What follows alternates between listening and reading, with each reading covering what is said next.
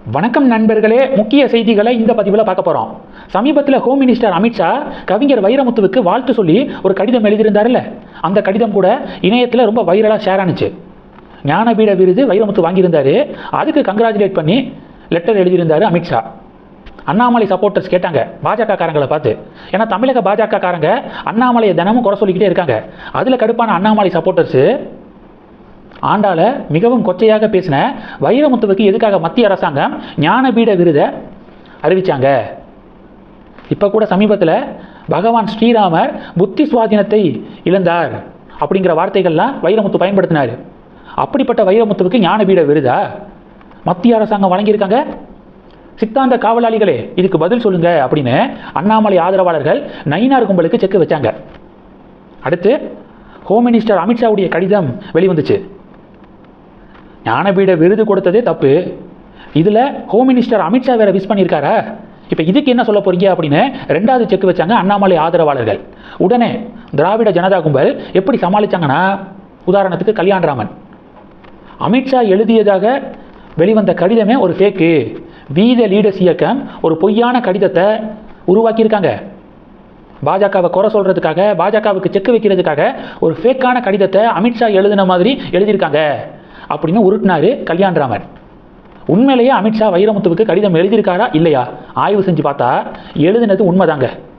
கல்யாண்ராமன் என்ன விளக்கம் கொடுத்தாருன்னா, ஞானபீட விருது வைரமுத்துவுக்கு அறிவிக்கப்பட்டது மார்ச் மாதம், ஞானபீட விருது வழங்கப்பட்டது ஜனவரி 13ஆம் தேதி.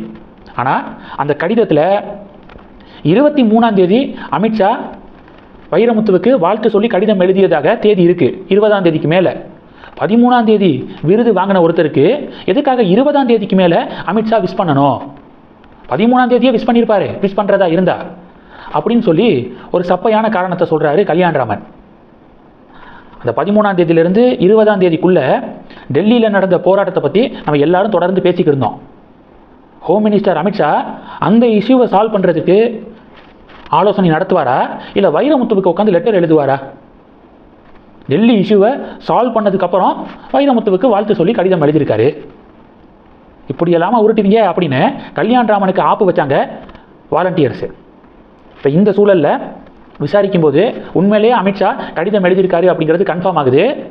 அதை வைரமுத்துவே உறுதிப்படுத்தியிருக்காரு. ஆமாம், ஹோம் மினிஸ்டர் அமித்ஷா கிட்டேருந்து என்னைய பாராட்டி லெட்டர் வந்துச்சு அப்படிங்கிறத உறுதிப்படுத்தியிருக்காரு. இது ஒன்று. ரெண்டாவது என்ன பார்க்க போகிறோம்? ரெண்டாவது, டெல்லியில் சிஜேபி போராட்டத்தில் வன்முறை வெடிச்சிச்சுல, டெல்லி போலீஸு ஆய்வு செஞ்சு பார்த்ததில் அந்த போராட்டத்தில் பங்கேற்றவர்களில் 2873 பேர் சிவியரான குற்ற பின்னணி உள்ளவங்க அப்படிங்கிறத டெல்லி போலீஸ் கண்டுபிடிச்சிருக்கு. அதில் 101 பேர் மேலே கொலை வழக்கெல்லாம் இருக்குது. அவங்க மாணவர்கள் போராட்டத்துக்குள்ளே இருக்காங்க.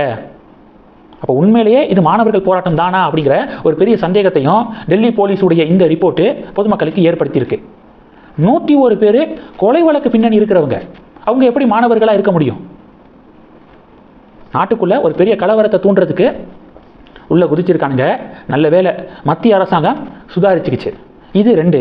மூணாவது என்ன பார்க்க போகிறோம்? மத்திய அரசாங்கம் பாராளுமன்றத்தில் மிக முக்கியமான ஒரு ரிப்போர்ட்டை ஷேர் பண்ணியிருக்காங்க. இந்தியாவில் 100 கோடி மற்றும் 100 கோடிக்கு அதிகமான வருமானம் ஒரு வருஷத்துக்கு ஈட்டக்கூடிய நிறுவனங்களுடைய எண்ணிக்கை 576ஆக உயர்ந்திருக்கு.